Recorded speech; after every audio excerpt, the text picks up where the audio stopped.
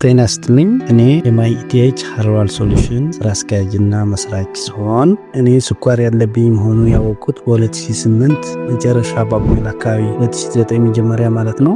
ያኔ እድሜ 31 አካባቢ ስለነበረ የነበረኝ የስኳር ከፍተኛ መጠን 300 በላይ ነው የነበረው። እስከ 400 ድረስ ይደርስ ነበረ። ያኔ የታዘዘብኝ ኢንሱሊን ተቋን ተብዬ ኢንሱሊን የጀመርኩት። ኢንሱሊን ስጠቀም 1 አመት ሙሉ ምንም አይነት ለውጥ ላገኝበት አልቻልኩም። ከዛ የሚመክሩኝ ሰዎች አንዳንድ መጽሐፎች በማኑኤል ሃሪሰን ቮሊዩም 1 እና ቮሊዩም 2 ሃሪሰን የሚል መጽሐፍ አገኘውና እሱን ሳነብ ያገኘሁት ኢንፎርሜሽን የተለየ ሆነብኝ። ማለት ከሚሰማኝ ስሜትና መጽሐፉ ላይ ያለውና ኮች ከሚልብኝ ሲወድ የራሴ ጥረት ማድረግ አለብኝ ብዬ ወደ ግል ጥረት ጀመርኩ ማለት ነው። 2009 የራሴ መድኃኒት ቀላቅ የጀመርኩት ጊዜ ነበረ።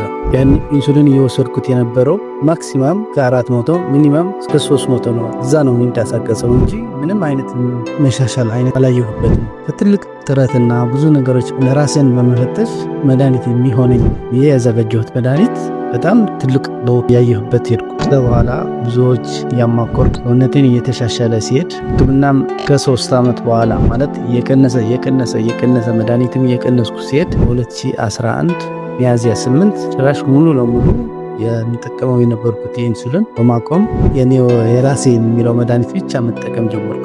ያኔ ትልቅ ለውጦች ያየሁበት ሄድኩ። ምክንያቱም መጠን ስኳሬን ከ80 እስከ 90 ነው የነበረው። መጠን ኢንሱሊን መጠን A1C ሪዛልት ደግሞ በ6 በታች ነው። 5.2 5.4 ስለነበረ ያኔ መድኃኒት ማቆም እችላለሁ ብዬ መድኃኒት አቁሜ ያለ መድኃኒት መኖር ጀመርኩ ማለት ነው። እና ትልቅ ለውጦች ያየሁበት የተዳከመ የነበረ አቅሜ፣ የሚሰማኝ የነበረ የራብ ስሜት፣ የሚሰማኝ የነበረ የድካም ስሜት የተሻሻለ ሄደ ማለት ነው። እና ለአንድ ወር ያክል ኢንሱሊን ትጄ እንዳየሁት ትልቅ ተስፋ እንዳለው እያየሁት ሌሎች ሰዎችም ይጠቀሙበት በማለት ወደ ሌሎች ሰዎችም እንዲዳረስ አለ ማለት ነው። እና ከዛ ትልቅ ለውጦች እያየሁ ሄድኩ።